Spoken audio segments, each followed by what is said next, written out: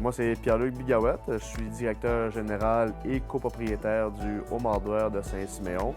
Moi, j'ai pris la relève de l'entreprise au niveau de la direction générale en 2017, en même temps que l'achat de l'entreprise. Et mon père étant plus en fin de carrière, désirait un peu laisser les rênes de l'entreprise et qui était depuis près de 12 ans, qui était dans le milieu, qui était implanté, qui était en forte croissance, vraiment une croissance très, très élevée. Donc, il fallait faire quelque chose. On voulait se l'amener au goût du jour. Mon père étant ce qui est peut-être plus une génération ancienne, avait une manière de voir. Moi, plus jeune, plus dynamique, j'avais une autre manière de voir ça. Et mes oncles aussi amenaient un vent de fraîcheur dans l'entreprise.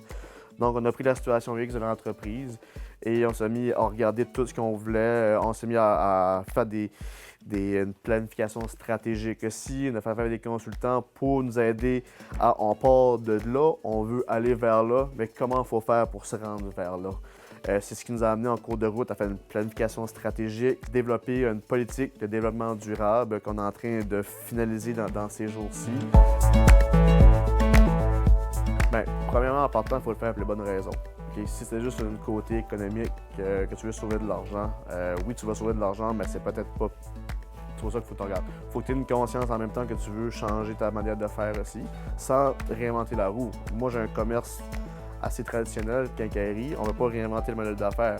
On veut juste prendre les pratiques-là, puis plus amener des pratiques éco-responsables dans notre démarche. Donc, quelqu'un qui veut commencer, c'est sûr qu'il y a des programmes de subvention qui sont pour aider les personnes, puis on est accompagné dans ce projet-là. Là, on est en train de planifier un agrandissement. Okay?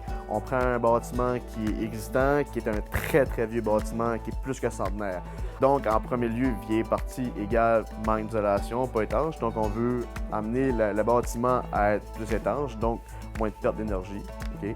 On veut revoir aussi le système de chauffage. En ce moment, c'est un vieux système de chauffage qui est à l'huile. Dans l'agrandissement, l'entièreté de l'éclairage va être au DEL. Et ultimement, on veut réduire notre facture de chauffage et énergie d'environ 25 %. On ne se cachera pas, moi j'ai 4 véhicules de livraison, c'est des camions, des gros cylindrés, donc assez polluants, merci. Mais je ne peux pas faire autrement pour livrer mon matériel que prendre ces camions-là. Par contre, on s'est dit, on ne peut pas atténuer les gaz à effet de serre qu'on émet, mais on veut les remplacer par une compensation. Donc, on veut planter des arbres en compensation. La politique de développement durable qu'on est en train de développer, il faut que tu prennes ça au sérieux. C'est une démarche qui t'amène beaucoup de réflexion. C'est sûr, ça prend quand même beaucoup de temps. Mais en bout de ligne, tu te rends compte que moi, je ne suis pas une personne qui est hyper écologique à la base. J'ai une conscience environnementale X quelconque, oui, mais je ne suis pas une personne qui est écologique vers au fond. Faire une démarche éco-responsable, on parle plus d'écologie, mais ça touche pas juste ça touche le social, l'environnement, l'économie, la gouvernance aussi. Il y a comme 4 grandes sphères là-dedans. Oui, moi c'est Richard Leblanc. Je suis dans la transformation du bois. Quand j'ai acheté ça, j'avais pas tellement d'expérience. Pas d'expérience là-dedans. Moi, j'étais dans le transport. Fait que dans pas longtemps, je me suis ramassé avec un moulin, un hedger, une entrée de bio, une sortie de bio, des employés. Moi, j'ai jamais aimé voir les grosses compagnies faire des coupes à blanc. Le bois, il se promène beaucoup par camion. Ça, moi, c'est quoi que j'aime. Je sais pas, ça me touche un peu de voir ça. C'est du bois qui part d'ici, qui s'en va à Montréal, qui part de Montréal, qui s'en va en Nouvelle-Écosse. Mais il pourrait partir d'ici direct, aller en Nouvelle-Écosse. Pour acheter du bois qui promène du moins loin possible. Aussi, j'achète pas acheter de bois. Je promène des bassins versants de rivières ou encore des cédrières coupées à blanc. J'essaie de pas acheter de bois qui proviennent de des places-là. J'ai eu des appels à un moment donné de quelqu'un qui se construisait. J'ai dit qu'il y avait besoin du cèdre, il y avait besoin du bois. Ils ont dit, on a vu sur Internet que c'était proche de la nature et tout ça. Ils ont acheté beaucoup, ils ont tout acheté ce qu'ils ont pu ici pour la construction de leur maison. J'ai plusieurs exemples comme ça, là, à ma pratique environnementale, si on veut. Là. Du bois là, qui est bien, qui est coupé dans le bon moment, qui est bien scié, qui est bien... Ça peut durer des centaines d'années. Du bois, c'est vivant. Bien, Geoffrey Samuel Bande, propriétaire du Nordet à Saint-Georges-de-Malbaie.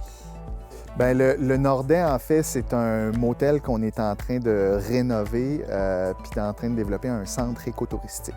Donc, la vocation puis la mission même du Nordet, c'est vraiment de respecter l'environnement dans lequel on est, puis d'appliquer des pratiques de développement durable là, le plus possible dans l'ensemble des choix et décisions comment je pourrais dire, de nos opérations.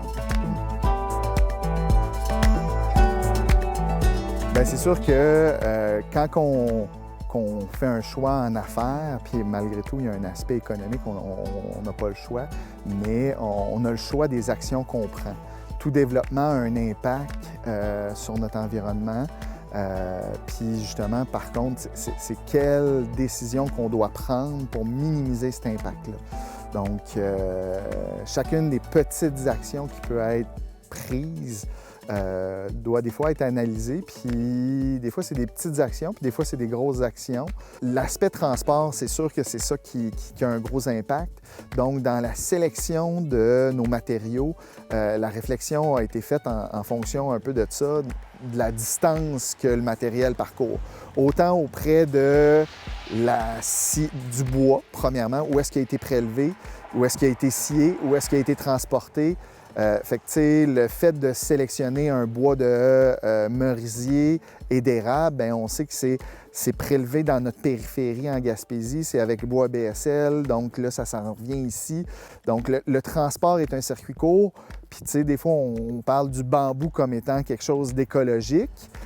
Oui, en quelque sorte, mais il ne faut pas oublier non plus que ce bois-là parcourt des milliers de kilomètres avec différents types de transporteurs. Le mobilier aussi, ça a son incidence, son importance. Encore une fois, est-ce qu'on choisit un meuble fait en Chine ou un meuble fait au Québec qui a été produit dans une usine québécoise? Encore une fois, ça a un impact sur l'économie globale. Puis en même temps, quel type de matériaux ont été cherchés? La mélamine ou plus du bois laqué?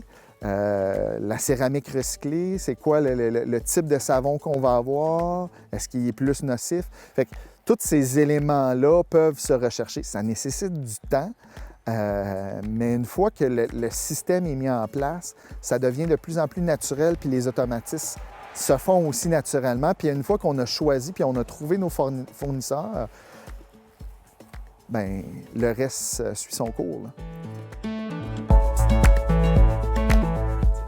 Bien, c'est sûr que moi, à la base, je suis guide de formation, guide d'aventure de formation, puis mon environnement, c'est un peu mon gagne-pain. Fait que c'est sûr que le fait d'avoir un milieu comme ça, il faut le préserver, il faut le conserver. Et au travers de cette planification-là, tu te rends compte que oui, tu sais, c'est beau, tu as des bons mouvements écologiques, mais tu sauves aussi de l'argent. Et ultimement, c'est sûr qu'on est là pour sauver de l'argent et les pratiques d'affaires, mais il faut que ça englobe tout en entier. C'est beaucoup de petits gestes accumulés qui font qu'au bout de la ligne, ça paraît. Chacun fait un petit peu sa part. Au point de vue environnemental, ça compte. On a tous et chacun, justement, un impact, puis on fait du développement, mais il suffit de faire une action qui en amène à une autre, à une autre, à une autre. Fait que, tu sais, c'est pas si compliqué, mais c'est juste de prendre le temps d'en mettre en place. Puis éventuellement, bien, on y regagne tous.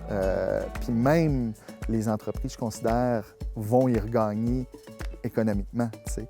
Fait que ça, c'est du win-win à tous les sens, là.